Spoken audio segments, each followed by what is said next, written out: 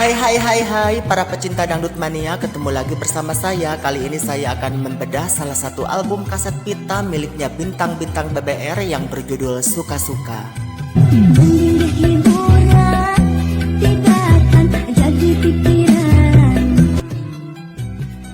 Album Suka-Suka miliknya bintang-bintang BBR ini sangat luar biasa, fenomenal banget loh di zamannya.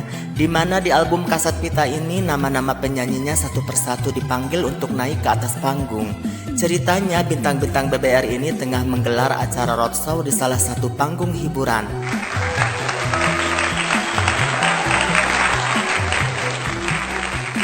Suara tepuk tangan yang gemuruh dari semua para penonton membuat suasana acara semakin meriah.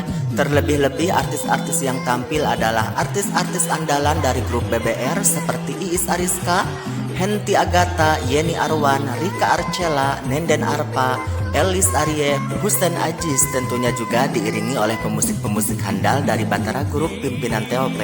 Dan tak lupa juga acara ini dimeriahkan oleh salah satu MC kondang asal Jawa Barat, Rusdian, yang menambah suasana semakin heboh.